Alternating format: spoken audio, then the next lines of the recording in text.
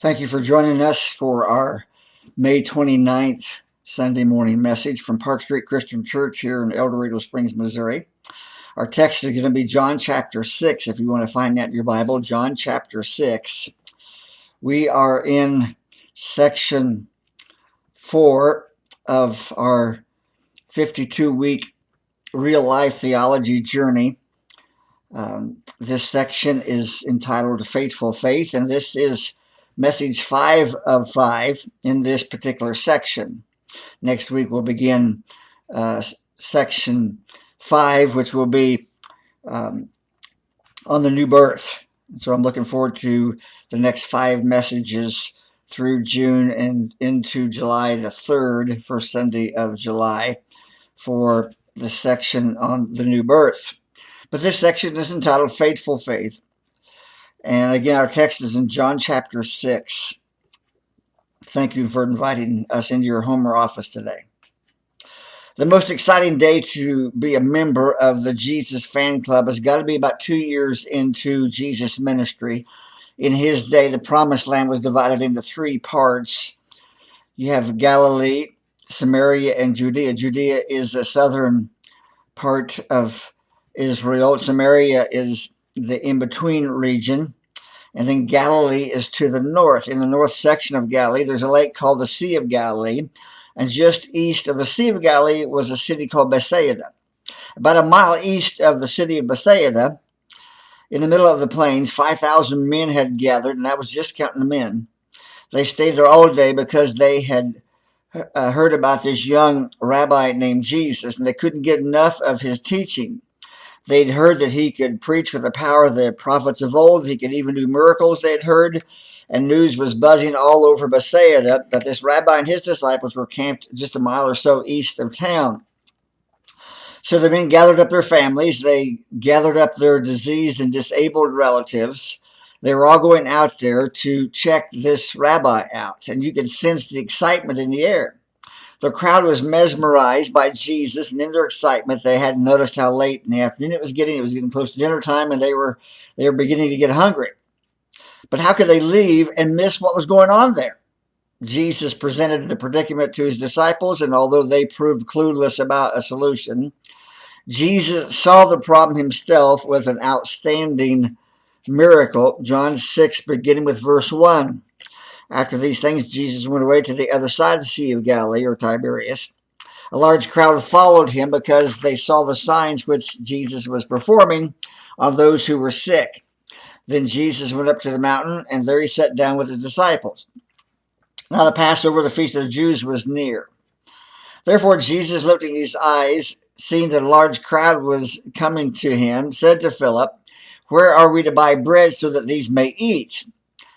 This he said, verse 6 says, saying to test him, for he himself knew what he was intending to do. Philip answered him, 200 denarii worth of bread is not sufficient for them, for everyone to receive a little. Some translations say to even receive a bite. And one of his disciples, Andrew, Simon Peter's brother, verse 8 says, said to him, "There's a lad here has 5 barley loaves and 2 fish, but what are these among so many people?" Jesus said, "Have the people sit down." Now there was much grass in that place, John writes, and so the men sat down, in number of about 5,000. Jesus took the loaves, and having given thanks, he distributed to those who were seated, likewise also of the fish, as much as they wanted. When they were filled, he said to the disciples, "Gather up the leftover fragments so that nothing will be lost." So they gathered them up and filled 12 baskets with fragments from the 5 barley loaves which were left over by those who had eaten. And notice you can hear the people's excitement in verse 14. Therefore, when the people saw the sign which Jesus had performed, they said, "This is truly the prophet who's come into the world." And if you're thinking, wow, the world's first mega church, your thinking is way too small. Because here's what the crowd was thinking. Here we've got at least 5,000 of us men already gathered. This rabbi can take a kid's lunch and feed 5,000 men just like that. We've already seen how he can heal the sick. We've heard he can raise the dead. Once word gets out, we can unite all Israel to our cause. with this rabbi as our king, we would have the world's most invincible army ever. And we could finally chase those brutes all the way back to Rome where they belong. Now, who couldn't become a fan or admirer of Jesus after tasting this miracle? But it's no different than some people's experience around Thanksgiving time. Perhaps you're not a National Football League fan, and if asked about what your favorite football team, you'd say, well, I think it's the Royals, I guess. But it's Thanksgiving, and you're sitting on the living room couch with your uncle, who's a huge fan of whatever team that is in Kansas City. And the game's on, and you're watching, even though you don't know much about football. You notice that your uncle's team knows what they're doing. Touchdown after touchdown, they're scoring, and pretty soon, you're joining in with the rest of those in the room going wild. Yes! Woohoo! Whoa, team! Way to go, team! Chiefs! And by the time the game's over, you've become a fan of that team. It's become your team. Or let's say that for some reason in the last few years, you've become disillusioned by politics. Can't imagine that. And you thought things like, you know what, my vote doesn't really count. They're just politicians. They just tell you what you want to hear and then do what they want to do later. But it's getting to be election season once again, and there's a certain candidate who's you're kind of curious about. It's a presidential election season. Seems like they might be a good candidate. Their values reflect yours. People at the break room or at the grain, at the MFA or the local granary, they're talking about how they think this candidate might have the best plan for the country. And you begin to notice the headlines. The candidate wins this particular straw poll, then he wins this caucus, and then he wins this endorsement, and then another endorsement, and it goes on and on and on. Another headline finally says that this candidate has a good chance of winning the nomination. And eventually you begin to say to yourself, hey, I think I'm leaning towards voting. Yeah, I think I'm a fan of that candidate. Or let's say your parents used to drag you and your brother and sister to church, but you kind of got away from church during your college years. But then you got married and you had a couple of kids. You began thinking, I really should get back in church. And your spouse finds the church. It kind of nags you about it until you decide finally to go for a visit. And you find out it's not too bad. The music's pretty decent. People are friendly. Sermons aren't too awful long. Yeah, I think I'm a fan of that church. Yeah, that's my church. Where everyone's excited about Jesus. There's a receptivity towards him. People are fast becoming fans of Jesus the Christ. And yet, on this most exciting day to be a fan of Jesus, one person is not excited. John 6, verse 15 tells us, so Jesus, perceiving that they were intending to come and take him by force and make him king, withdrew again to the mountain by himself alone. Oh, come on, Jesus. Isn't this what you want? A stadium full of fans, a landslide victory in the polls, a church full of people excited about you. Isn't it what you want? Yet, at what should be the most glorious moment of his ministry, which could have been like the inauguration of his glorious reign, he walks, or rather, he runs away from it. This isn't what he wanted. Well, what does he want? Jesus withdrew, and he told his disciples to get into the boat, cross the Sea of Galilee, go back to Capernaum. The disciples were undoubtedly protesting. This is not the time to leave. We just got this momentum going for us, Jesus. But he assured them that he would catch up with them later. This was the night of a storm on the sea where Jesus walked on the water to meet them as they were in the boat. Look at John 6, verse 16 and following. Now, when evening came, the disciples went down to the sea, and after getting into a boat, they started to cross the sea to Capernaum. It had already become dark, and Jesus had not yet come to them. The sea began to be stirred up because of a strong wind that was blowing. And then when they had rowed about 3 or 4 miles, they saw Jesus walking on the sea and drawing near to the boat, and they were frightened. But he said to them, "It's I, don't be afraid." And so they were willing to receive him into the boat, and immediately the boat was to the land to which they were going. Meanwhile, back in Bethsaida, you got thousands of people who have had a great night's sleep because they went to sleep with their bellies full after a great dinner. But they woke up and now they're hungry again. Boy, am I hungry this morning. Where'd that prophet go? That was sure some good food we had yesterday evening.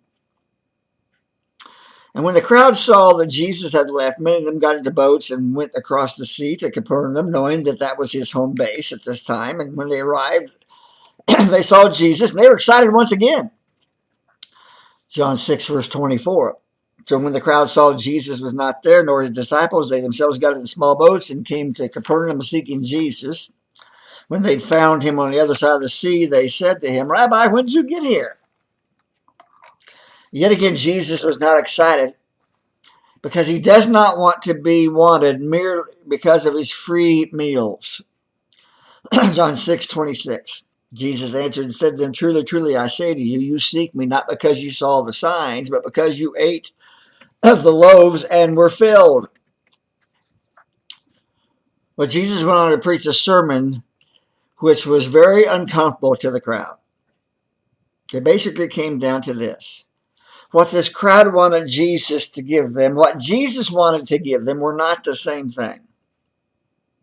The crowd wanted Jesus primarily to do two things. First, meet their needs, especially at the moment, more of that amazing food. Look at John 6:31. Our fathers ate manna in the wilderness, as it's written, he gave them bread out of heaven to eat. And verse 34, then they said to him, Lord, always give us this bread. So they want him to meet their needs, especially more of this food. And secondly, to fight their battles. They're looking for an earthly Messiah. But Jesus had something completely different in mind. He didn't want to give them bread. He wanted to be their bread. John 6:48 and following. I am the bread of life, he said. Your fathers ate manna in the wilderness, yeah, and they died. This is the bread which comes down out of heaven, so that one may eat of it and not die. I'm the living bread that came down out of heaven. If anyone eats of this bread, he'll live forever. And the bread also, which I will give him for the life of the world, is my flesh. Then the Jews began to argue with one another, saying, how can this man give us his flesh to eat? And verse 53 says, so Jesus said to them, truly, truly, I say to you, unless you eat the flesh of the Son of Man, drink his blood, you have no life in yourselves. He who eats my flesh, drinks my blood, has eternal life, and I'll raise him up on the last day. For my flesh is true food, and my blood is true drink, and he who eats my flesh and drinks my blood abides in me, and I in him.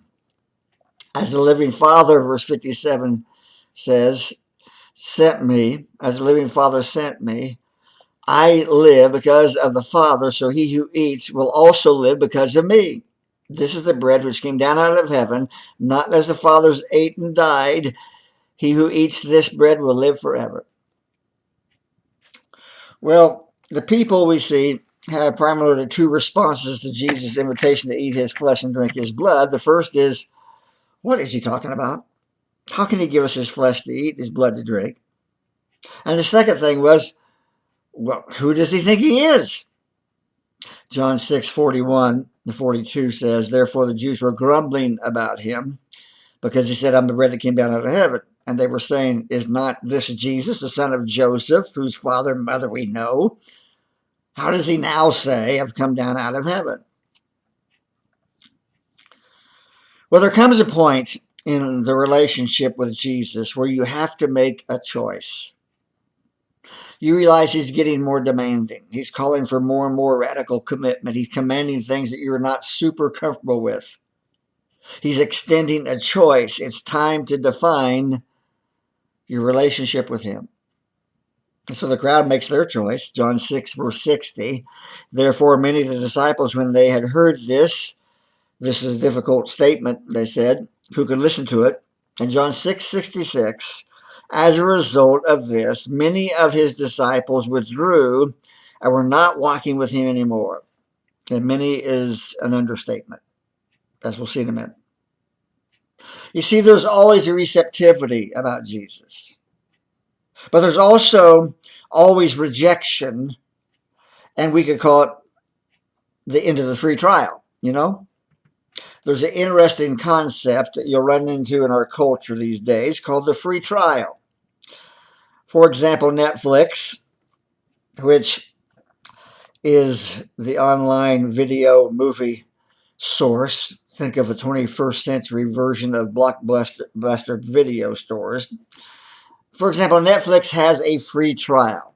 I'm told. I've never tried it, but you can try Netflix out for a month or so and see if you like it. Then once the free trial is over, you either quit or you start paying. Well, modern dating is a little bit like a free trial. You're going to try out this person, spend some time with them, enjoy each other's company, but it costs you relatively nothing in terms of commitment. You can back out anytime you want to at no real cost. Well, there's a lot of things in life like that. And it seems to me that many people have signed up for a however long free trial with Jesus, trying out Jesus with no, or at least very little, commitment involved. But the moment following Jesus begins costing, many people back out of the relationship. Most people are excited to sign up for the free trial. After all, who wouldn't sign up for having your sins forgiven and having heaven guaranteed to you when you die? But there's always that moment when they start asking for your credit card number. That moment when they say, hey, to continue your subscription, make your check out to. Or when the person who you're dating says, okay, we've been dating for 6 months, how serious are we? And you have to make a choice. Let's say you're in the crowd that day and everybody's gathered there to see Jesus. You got a piece of bread in one hand, a piece of fish in the other. And you say, I'm signing up. I'm signing up. But many of your friends are there also. And all of a sudden, Jesus goes into this sermon that is very uncomfortable. And a line's been drawn in the sand, so to speak. And a lot of your friends say, I didn't sign up for that. You know, I don't mind attending a church service on occasion when I don't have anything conflicting with it in my schedule, you know. But this idea of being the church and making a difference with my life, the idea that I'm, as a disciple of Jesus, I'm to disciple other people who can in turn disciple more people and just keep this thing of discipleship growing and going. I don't know that I'm willing to do that. I think I'll just keep Jesus down here in his own little circle as an important part of my life, a compartmentalized life. In case I need him, I can get around to him. And you make that choice. Let's say you were in the crowd that day, just outside Jerusalem, when everybody was waving their palm branches in the air and cheering on Jesus as he rode into Jerusalem like a conqueror. You looked around, you felt the excitement, and you picked up your palm branch. And you cheered right along with everybody else, Hosanna to the Son of David. But now you have to make a choice whether or not to follow Jesus out of Jerusalem. Because he's not riding on a donkey anymore. He's crawling through the dirt with a splintery crossbeam on his back. And somebody said as they watched, this is not what I signed up for. And so you have to make a choice. You have to make a choice. After the crowd leaves Jesus, John 6:66, turns out the 12 disciples are left. So you do the math, 5,000 plus whoever else was there. And they're back to 12 again. And he asked them a question that should not be taken lightly today. In John 6, verse 67, Jesus said to the 12, you don't want to go away also, do you? When it gets unpopular to follow Jesus, are you going to leave? When it gets inconvenient, when it conflicts with your schedule, threatens your habits, involves more time. You see, there's always a receptivity about Jesus, but there's also always a rejection. But thankfully, there is also a remnant of people who decide to follow Jesus for the long haul, those who commit, again, to moving out of a compartmentalized life and into a centered life.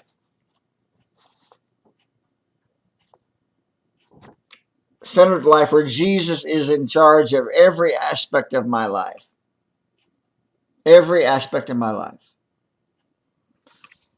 And they have a passion to grow into those people who are in the third circle, an integrated life where Jesus is Lord over every facet of my heart and life. Now, we can observe this in marriage because when you think about it, marriage is basically two kinds of marriages. There's that marriage that is built on the kind of love that says, I love you if. Did you see this earlier? I think the first week of May.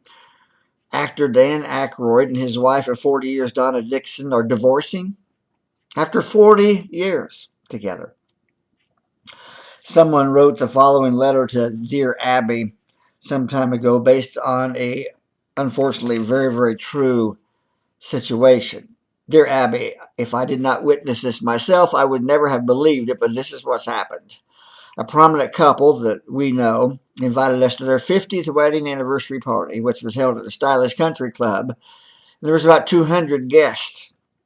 After dinner, the son-in-law, who was the toastmaster, toasted the honored couple and called on his father-in-law to say a few words. The father-in-law got up and said, I have an announcement to make. Yes, we've been married 50 years.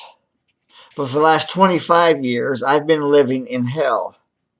I'd have wanted to go to Palm Springs every winter. I wanted to go to Miami. We always went to Palm Springs. I'd have liked to play cards. I preferred to go to the races. We always played cards. And there's other differences too numerous to mention. And I've been thinking, I don't know how much longer I have to live, but I've decided to spend my last years in peace doing what I want to do. Ida can also do what she wants to do as she's going to be very well provided for. If she wants a divorce, she can have it, plus half my assets. I'll settle for just a mere separation. No, I'm not drunk, and I'm not mad. I'm just being honest. Thank you. And he sat down. And everybody was flabbergasted. Some thought this was surely a staged joke, a very cruel joke, but a staged cruel joke. But he wasn't joking. Ida and he are now living apart. She's in Palm Springs, and he's in Miami. This is the marriage in which the husband loves her if she makes him look good, stays pretty, takes care of everything just the way he likes it. And then eventually, when she doesn't measure up, then it's time to move on to someone else. And so there's this type of love, if you can even call it that, that says, I love you if, or I love you as long as. But secondly, you got those crazy couples. The guy's hair's falling out off of his head, but he's growing in great abundance in other places. And he snores during movies, sometimes even during church. And he's got this condition. Have you heard of this disease? It's called the dresser disease. It's when your chest drops down to your drawers. The dresser disease. And yet every time she looks at him, it's a look of admiration. And there are a few ways that she doesn't look that great anymore either. But he still treats her like she was his bride. Eventually, gets to the point where she is having a very hard time remembering things and she can't cook anymore. Eventually, he makes a very tough decision to put her in a nursing home. But he goes to see her every day, regardless. He goes to see her every day, takes flowers to her a couple of times a month. But things have progressed now to where she doesn't even remember his name anymore. But he still goes every day. The kids are now taking care of cooking his meals and taking care of the house and property and One of the kids is doing the finances for him. And so he's set. Everything's taken care of, more or less. And yet at his wife's funeral, even though it's been years since she made his favorite meal or got a present for him or romanced him or danced with him, and even though all of his basic needs are being taken care of, now he sits in the front row in the church of the funeral home, and he cries and he cries and he cries. Why cry over her passing? I mean, it's been quite a while since she's met any need in his life. Well, it's because somewhere along the line in their 60-plus year marriage, it became less and less and less about what that person can do for me and more and more and more about the person. My friends, there are basically two kinds of relationship with Jesus. In the first kind, everything starts out fine. But then you notice how Jesus wants one thing and then it's another. And he demands that you discover, die every day to yourself, pick up your cross every day, live out your purpose as a Christ follower, and follow him every single day in whatever he's called you to do in this life. He says to do this, and I want to do something else. And since I've had enough of him calling the shots, somewhere down along the line, I decide to leave. Now, I keep him in his place, in the compartmentalized life, in his little location down here. It's kind of my fire extinguisher, kind of my fire insurance, disaster insurance. But according to that second kind of relationship with Jesus in circle 2 and 3, I walk with him for decades with the same Lord, for better, for worse, in sickness and in health, till death from this life. And yeah, there's going to be some times when it's not easy. There are probably going to be some times when there's hardships and trouble, because Jesus promised you're going to have trouble in this life. There's going to be some inconveniences. There's going to be some unpopularity if you're following Jesus closely. And God forbid, there may be some persecution. But in the midst of all, there's also always been Jesus. There's always been Jesus there. Not as a compartmentalized part of our life, but at the center of it all. And so the question is not whether you can be excited about Jesus today. The question is, after the many reject him, will you still be a part of his remnant? Faithful faith means you remain part of his remnant because Jesus is your king. And the relationship goes and grows and matures and becomes less and less and less about what's in it for me, my comfort, my likes, my preferences, my benefits, my music, my lessons, my favorite types of sermons, and it becomes more and more and more about the person of Jesus, the King, and his will and his plan and his kingdom and his glory. And so the question today is, how does faith respond to the enthronement of Jesus as the King of my life? Well, the answer is faith responds to Jesus' enthronement by faithfulness and by striving to be a part of fulfilling the great commission of the King, my commander-in-chief, with compassion, hope, and worship despite any difficult and different circumstances. Will you practice a faithful faith and follow Jesus regardless?